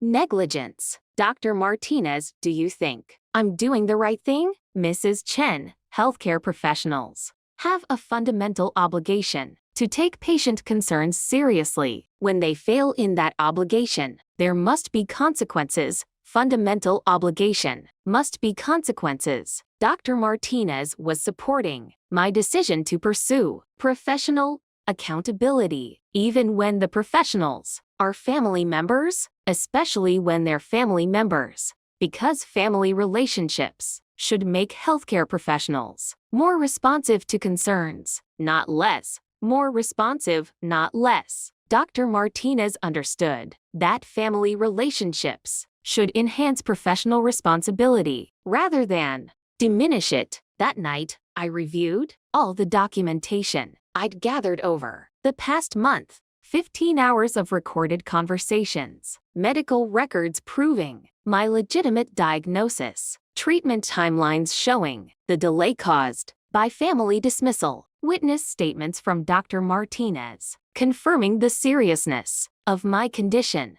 and the inappropriateness of my family's response, documentation that would support medical licensing complaints, hospital investigations, and potential legal action. My children had escalated their manipulation efforts by coming to my hospital room with coordinated damage control. They'd tried to rewrite history, attack my credibility, and pressure me into keeping quiet about their professional misconduct. But their efforts had backfired by confirming their priorities and their unwillingness to take genuine responsibility. They were more concerned about protecting their reputations than acknowledging their mistakes or ensuring that other elderly patients wouldn't face similar dismissal, which told me everything I needed to know about pursuing formal action. Healthcare professionals who prioritize self-protection over patient welfare don't deserve to continue treating vulnerable populations. Elderly patients deserve healthcare professionals who listen to their concerns, take their symptoms seriously, and provide appropriate care, not professionals who dismiss legitimate medical complaints as psychological problems. My children had failed in their fundamental obligation as healthcare providers to first do no harm. Their dismissive behavior had potentially harmed me and could harm other elderly patients if left unchecked. Tomorrow, I would submit my formal complaints to the medical licensing board and hospital administration. I would provide my attorney with all documentation for potential legal action, and I would continue speaking publicly about the importance of taking elderly patients seriously, because when healthcare professionals use their credentials to dismiss legitimate symptoms from vulnerable populations, those professionals must face the full consequences of their negligent behavior. The education was escalating, and it would be more comprehensive than any professional training my children had ever received. They wanted to control the narrative, but I controlled the evidence that would determine whether they continued to practice healthcare with the same dismissive attitudes toward elderly patients, or whether they learned through professional consequences that respect for patient concerns isn't optional in healthcare. The choice was no longer theirs. The formal review processes were now in motion, and they would determine whether David and Lisa deserved to continue caring for vulnerable patients who depended on their professional judgment that had failed catastrophically when applied to their own mother. 2 weeks after filing my formal complaints, something unexpected happened. I received a call from someone I hadn't spoken to in years. Dr. Margaret Foster, my former nursing supervisor from Riverside General. Eleanor, I heard about your diagnosis and the situation with David and Lisa. I'm calling because there's something you need to know. Something I need to know. Dr. Foster's voice sounded serious, concerned. What is it, Margaret? Eleanor, this isn't the first time David and Lisa have dismissed medical concerns from elderly patients. Not the first time. My stomach dropped. This was bigger than just my personal experience. What do you mean? There have been complaints over the past 2 years about both of them, from elderly patients and families, about dismissive behavior. Complaints over 2 years about dismissive behavior. Dr. Foster was revealing a pattern of professional misconduct. What kind of complaints? Elderly patients reporting that David dismissed their cardiac symptoms as anxiety or aging. Some of them ended up in the emergency room with serious heart conditions. Dismissed cardiac symptoms as anxiety, ended up in emergency room. David had been medically dismissing other elderly patients with potentially dangerous results. And Lisa? Hospital administration complaints about Lisa discouraging elderly patients from seeking second opinions or additional testing when they questioned their initial diagnoses, discouraging from seeking second opinions. Lisa had been using her administrative position to limit elderly patients' access to appropriate medical care. Margaret, why are you telling me this now? Because the hospital administration has been covering it up. They've been quietly settling complaints without formal disciplinary action, covering it up, settling complaints quietly. The hospital had been protecting David and Lisa from professional consequences. They've been protecting them. Eleanor, David generates significant revenue for the hospital. Lisa controls administrative policies. They're both considered too valuable to discipline. Too valuable to discipline. The hospital was prioritizing financial considerations over patient safety. But, Margaret, that's exactly why my case is different. How so? Because I have documentation that they can't dispute. And I'm not accepting quiet settlements. Can't dispute. Not accepting quiet settlements. I was forcing a public reckoning that the hospital couldn't suppress. Eleanor, there's something else you should know. What? David and Lisa have been meeting with hospital lawyers and risk management. They're preparing a defense against your complaints. Meeting with lawyers, preparing a defense. My children were escalating their legal response. What kind of defense? They're claiming that you've been mentally unstable since Robert's death, that your recordings were made during episodes of confusion,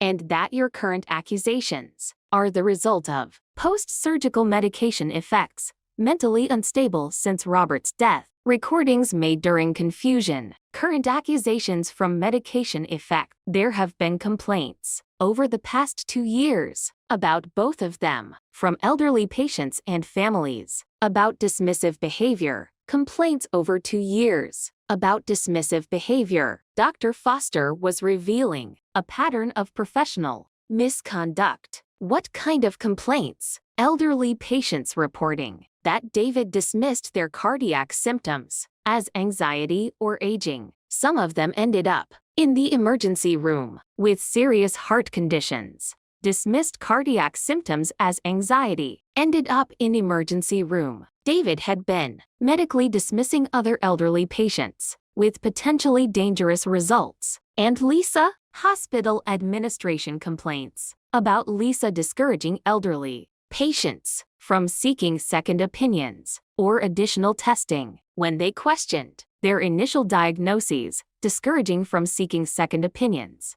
Lisa had been using her administrative position to limit elderly patients' access to appropriate medical care. Margaret, why are you telling me this now? Because the hospital administration has been covering it up. They've been quietly settling complaints without formal disciplinary action, covering it up, settling complaints quietly. The hospital had been protecting David and Lisa from professional consequences. They've been protecting them. Eleanor, David generates significant revenue for the hospital. Lisa controls administrative policies. They're both considered too valuable to discipline. Too valuable to discipline. The hospital was prioritizing financial considerations over patient safety. But, Margaret, that's exactly why my case is different. How so? Because I have documentation that they can't dispute, and I'm not accepting quiet settlements. Can't dispute. Not accepting quiet settlements. I was forcing a public reckoning that the hospital couldn't suppress. Eleanor, there's something else you should know. What?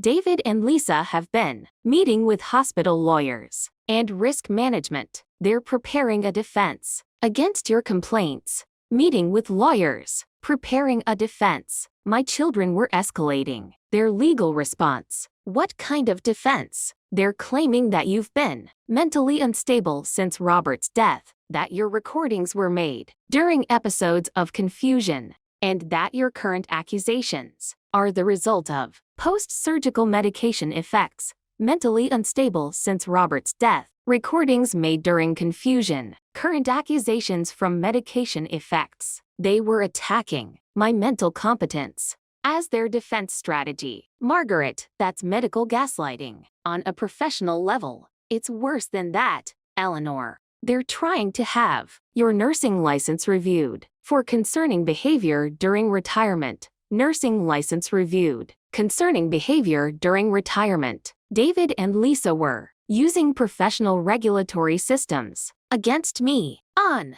what grounds? They're claiming that your recorded conversations show paranoid thinking and that your pursuit of medical complaints against family members demonstrates poor judgment. Paranoid thinking, poor judgment. They were weaponizing mental health stigma to discredit my legitimate complaints. But Margaret's call had given me crucial information. This wasn't an isolated incident. David and Lisa had a documented pattern of dismissing elderly patients, which meant my case could expose systematic discrimination against elderly patients at a major hospital. That afternoon, I called Attorney Martinez with this new information. Mrs. Chen, what you're describing changes everything. If David and Lisa have a pattern of dismissing elderly patients, this becomes a class action case. Class action case. The scope was expanding beyond my personal experience. What does that mean?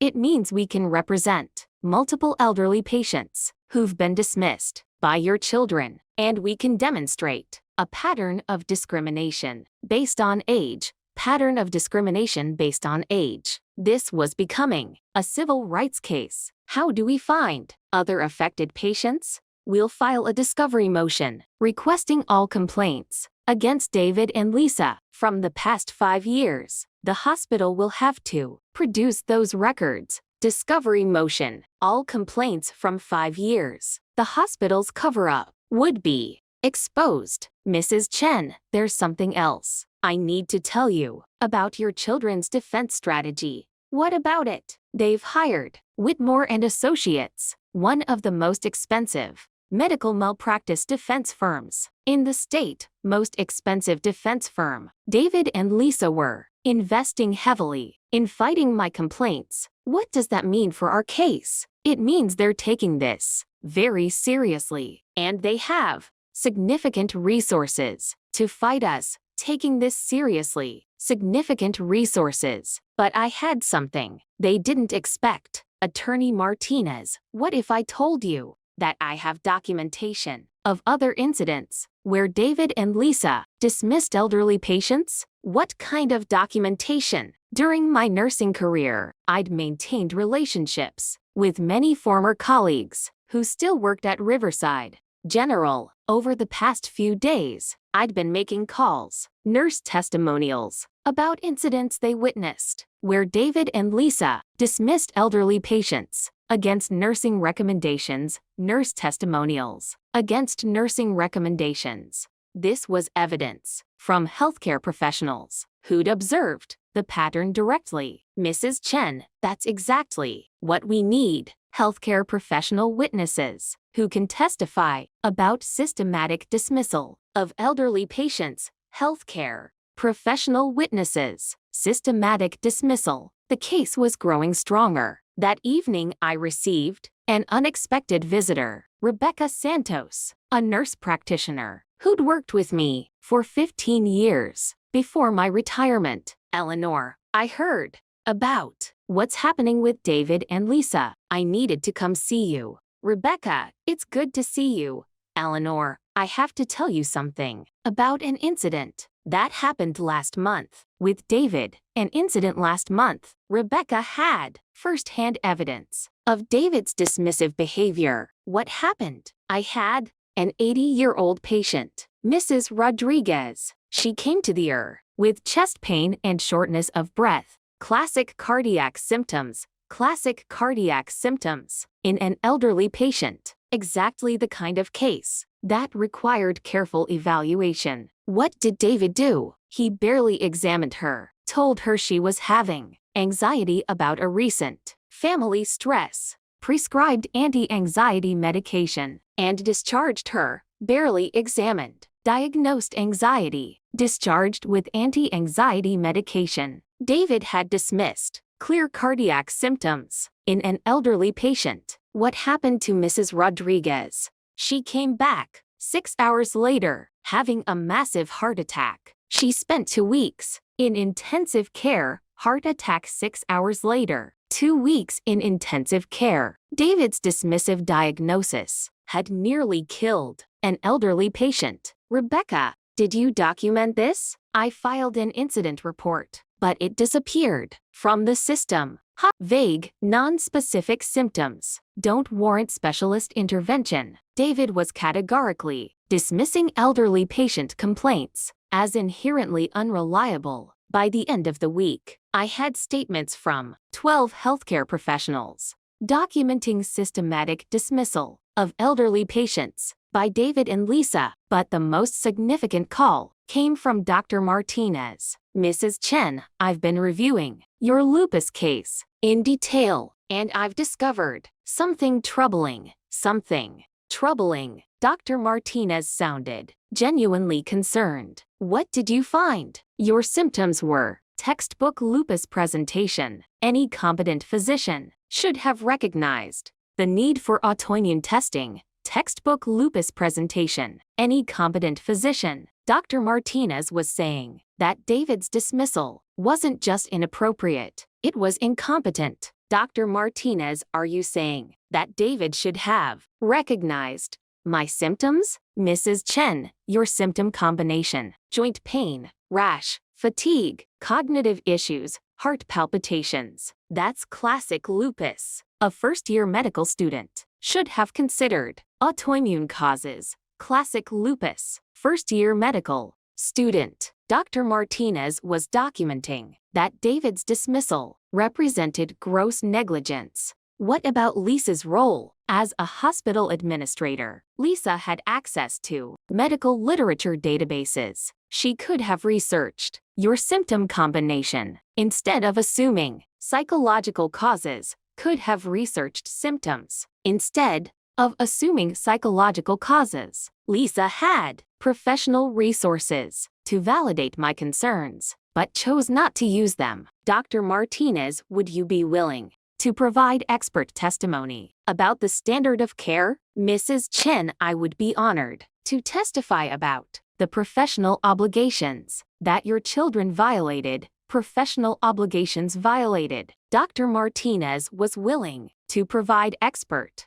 witness testimony against my children. That night, I realized the full scope of what I'd discovered. David and Lisa hadn't just dismissed my symptoms. They had a documented pattern of discriminating against elderly patients, a pattern that the hospital had been covering up through quiet settlements and suppressed incident reports, a pattern that had potentially endangered dozens of elderly patients over several years. My case wasn't just about personal accountability, it was about systematic discrimination against elderly patients in healthcare settings. It was about hospital administrators who prioritized financial considerations over patient safety. It was about healthcare professionals who used their credentials to dismiss vulnerable populations without consequences. But most importantly, it was about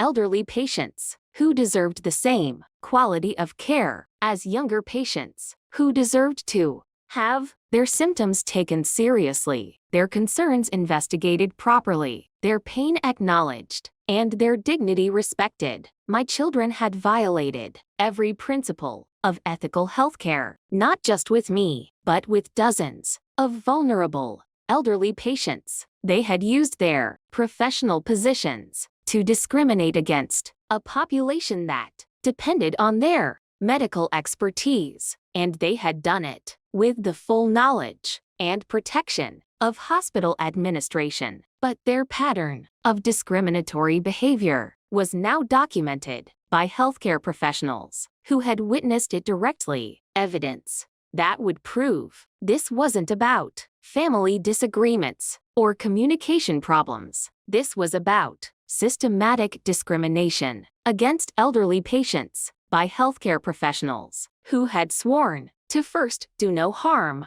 Tomorrow I would provide all this documentation to the Medical Licensing Board, hospital administration, and my attorney, evidence that would transform my personal complaint into a comprehensive case about elderly patient rights and professional accountability. The education was expanding beyond what my children had ever imagined. They thought they were fighting a personal dispute with their mother. They were actually facing a systematic investigation into their discriminatory practices against elderly patients, an investigation that would determine whether they deserved to continue practicing healthcare at all. 6 months after filing my formal complaints, the results were more devastating than even I had anticipated. The Medical Licensing Board had completed their investigation. David's medical license was suspended for 2 years. Lisa's administrative certification was permanently revoked. The hospital investigation had uncovered a systematic pattern of age discrimination affecting over 40 elderly patients. Riverside General faced federal civil rights violations and a $3 million settlement. The class action lawsuit had resulted in individual settlements for 23 elderly patients who had been dismissed by David and Lisa. Total damages exceeded $1.5 million. But the most significant outcome was the policy changes that emerged from the investigation. Let me tell you about the hearing that changed everything. The Medical Licensing Board hearing took place on a cold December morning in the state capitol. The hearing room was packed with elderly patients, healthcare professionals, and media representatives. David and Lisa sat at the defendant table with their expensive attorney. They looked nervous, defeated. I sat in the front row with Attorney Martinez, Dr. Foster, and 12 healthcare professionals. who had agreed to testify. The board chairman, Dr. Samuel Richardson, called the hearing to order. We're here to review professional conduct complaints against Dr. David Chen and Administrator Lisa Chen for alleged discrimination against elderly patients. Alleged discrimination against elderly patients. The formal charges had been filed. Mrs. Eleanor Chen, please present your case. I stood up with the documentation I'd spent months compiling. Chairman Richardson, members of the board, my children dismissed my legitimate medical symptoms for 3 months because they assumed age had made me a hypochondriac. Assumed age made me hypochondriac, the core of their discriminatory behavior. But this case isn't just about me, it's about systematic discrimination against elderly patients at a major hospital. Systematic discrimination against elderly patients. The broader pattern was the focus. I presented the recordings of David and Lisa dismissing my symptoms. The board listened in stunned silence. Neurologists are for people with actual neurological conditions. David's voice filled the hearing room. If you go to a neurologist with anxiety symptoms, they're going to think you're wasting their time.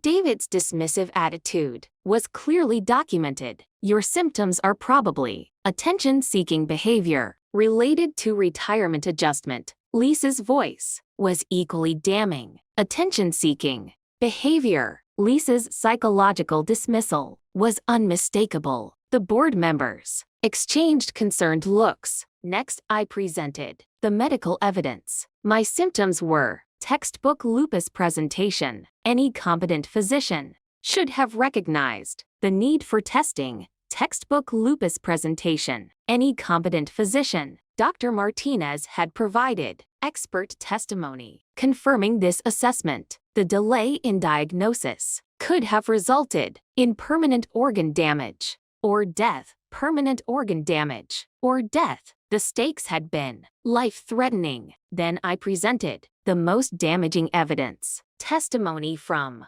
healthcare professionals about the pattern of discriminatory behavior. Rebecca Santos took the stand first. I witnessed Dr. Chen dismiss chest pain in Mrs. Rodriguez as anxiety. She had a heart attack. 6 hours later. Heart attack 6 hours later. Rebecca's testimony was devastating. When I questioned his assessment, Dr. Chen told me that elderly women often present with attention-seeking behavior. Elderly women, attention-seeking behavior. David's systematic bias was documented. Sarah Mitchell testified next. I've seen Dr. Chen dismiss cardiac symptoms in elderly patients at least 15 times. He always assumes anxiety or aging. 15 times. Always assumes anxiety. A clear pattern of discrimination. Patricia Williams described Lisa's policies. Administrator Chen actively discouraged expensive testing for patients over 70. She called it resource management. Discouraged testing for patients over 70. Age-based rationing of medical care. 12 healthcare professionals provided similar testimony. The pattern was undeniable. David's attorney attempted a defense. My clients were applying their professional medical judgment to complex cases. Professional medical judgment. Complex cases. The same excuse they'd used before, but the board wasn't buying it. Chairman Richardson asked David directly, Dr. Chen, do you believe that elderly patients deserve the same quality of care as younger patients? Same quality of care. David hesitated. Too long. Of course, but elderly patients often present with more complex symptoms. David was still making excuses for discriminatory treatment. Dr. Chen, the evidence shows that you dismissed clear cardiac symptoms in elderly women as anxiety without proper testing. Dismissed clear symptoms as anxiety. Chairman Richardson was confronting the documented facts. That was a difficult diagnostic assessment, David replied weakly. Difficult diagnostic assessment. David couldn't defend his behavior. Chairman Richardson turned to Lisa. Miss Chen, did you implement policies that discouraged medical testing for elderly patients? Discouraged testing for elderly patients. Lisa couldn't deny the documented policies. I managed hospital resources responsibly, Lisa replied. Managed resources responsibly. Lisa was still defending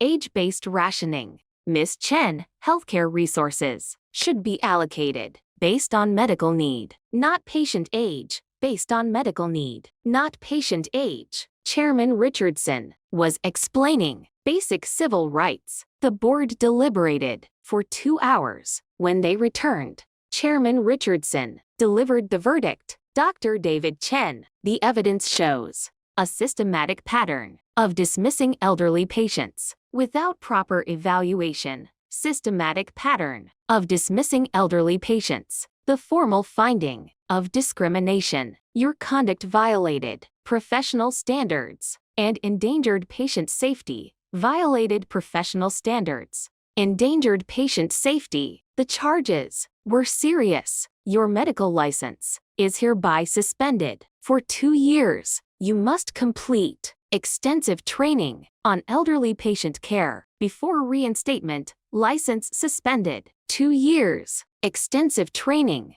required. Real consequences for discriminatory behavior. David went pale. His legal career at Riverside General was over. Lisa Chen, your administrative policies constituted age discrimination in healthcare settings. Age discrimination in healthcare settings. Lisa's policies were officially condemned. Your certification is permanently revoked. You are barred from healthcare administration in this state. Permanently revoked. Barred from healthcare. Lisa's career was finished. Lisa started crying. The consequences were devastating. But Chairman Richardson wasn't finished. Furthermore, this board recommends federal investigation into systematic discrimination at Riverside General Hospital. Federal investigation. Systematic discrimination. The hospital would face major consequences. We also recommend new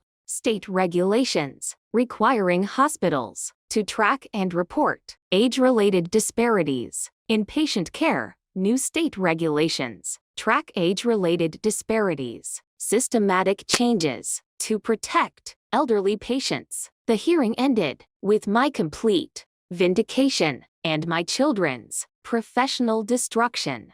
Outside the hearing room, David and Lisa made one final attempt to salvage our relationship. Mom, are you satisfied now? David asked bitterly. You've destroyed our careers over your hurt feelings. Destroyed careers over hurt feelings. David was still minimizing their discriminatory behavior. I didn't destroy anything. I documented medical negligence that endangered patients. But we're your children, Lisa pleaded. We're your children. The same appeal to family loyalty that had failed before. Your healthcare professionals who discriminated against vulnerable patients, including your mother, will never forgive you for this, David said. Never forgive you. David was blaming me for consequences of his own actions. I don't need your forgiveness. I need you to stop discriminating against elderly patients. You won't have to worry about that. We can't practice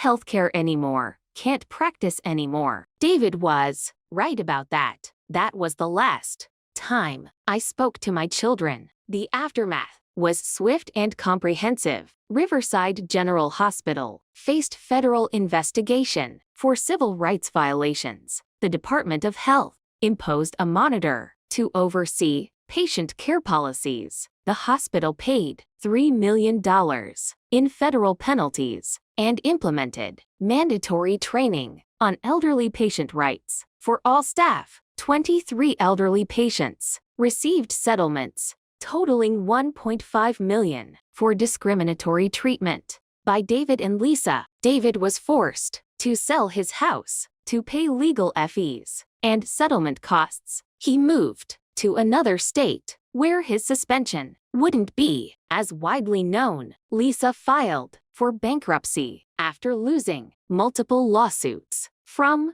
patients. She denied appropriate care. The media coverage was extensive. My story became a symbol of elderly patient advocacy and medical accountability. I was invited to speak at medical conferences about age discrimination in healthcare settings. I testified before state legislature about the need for stronger protections for elderly patients. Most importantly, the Eleanor Chen Act was passed, requiring hospitals to track and report age-related disparities in patient care. 6 months later, I received a letter from Mrs. Rodriguez, the elderly woman David had dismissed before her heart attack. Dear Mrs. Chen, thank you for speaking up about what happened to you and to all of us. Thank you for speaking up. Mrs. Rodriguez understood that my fight had been for all elderly patients. Because of your courage, my granddaughter will receive better care when she gets old. Better care when she gets old. The systemic changes would protect future generations. You showed us that elderly patients deserve respect and proper medical care, deserve respect and proper care. The fundamental principle I'd fought to establish. I also received hundreds of letters from elderly patients and their families sharing similar stories of medical dismissal. But now, they had legal protections, advocacy resources, and hope for better treatment. 1 year later, I was invited to give the keynote address at the National Conference on Elderly Patient Rights. My name is Eleanor Chen. I'm 71 years old. 2 years ago, my own children tried to convince me that my serious symptoms were imaginary. Tried to convince me symptoms were imaginary. The opening of my speech, they used their medical credentials to dismiss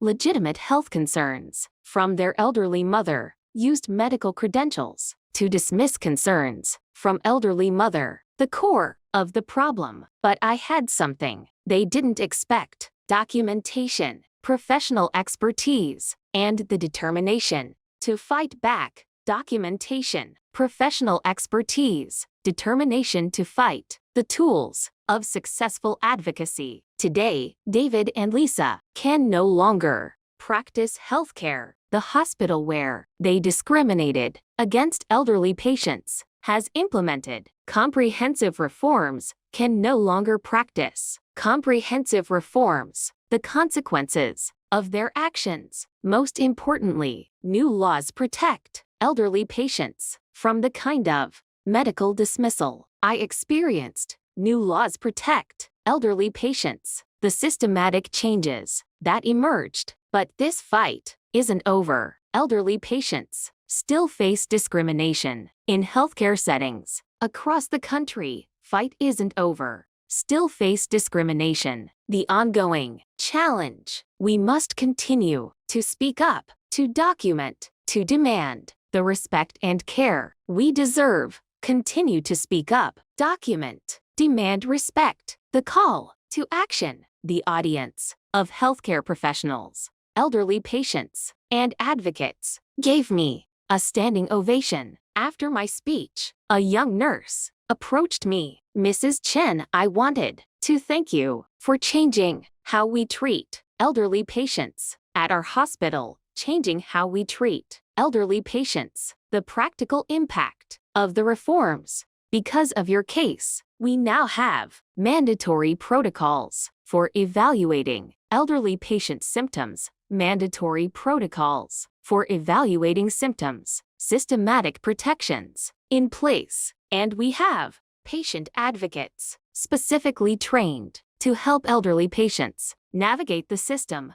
Patient advocates specifically trained. Additional support for vulnerable patients. An elderly woman also approached Mrs. Chen, my doctor, actually listened to my concerns last month about chest pain. They ran tests and found a serious blockage. Doctor actually listened, found serious blockage. Lives being saved through better care before your case. They might have dismissed my symptoms as anxiety, might have dismissed as anxiety the difference my fight had made. As I write this, 3 years later, the impact continues to expand. The Eleanor Chen Act has been adopted by 12 states, requiring hospitals to monitor and eliminate age-related disparities. Medical schools now require mandatory training on elderly patient advocacy and age discrimination. Healthcare professionals face real consequences for dismissing elderly patient symptoms without proper evaluation. My children,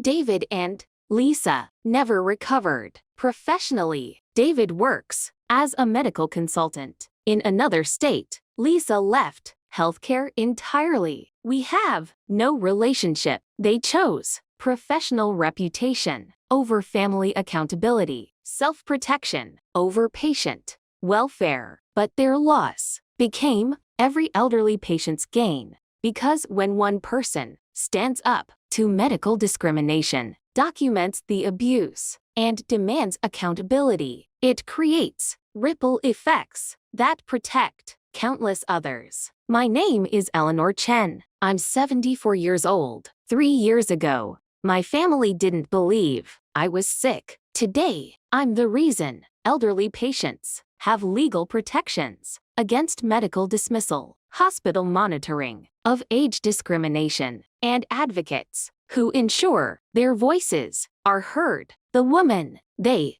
tried to silence became the woman who changed healthcare policy for elderly patients nationwide. Sometimes, the most powerful response to discrimination is documentation, determination, and the refusal to accept substandard treatment. Sometimes, the cost of demanding respect is losing relationships with people who never respected you to begin with, but the benefit is protecting countless others from the discrimination you experienced. My children thought they were managing an inconvenient elderly mother. They were actually creating the catalyst for nationwide healthcare reform. The education cost them everything, but it gave elderly patients everywhere the protection they deserved, and that makes every sacrifice worth it. Up next, you've got 2 more standout stories right on your screen. If this one hit the mark, you won't want to pass these up. Just click and check them out. And don't forget to subscribe and turn on the notification bell so you don't miss any upload from us.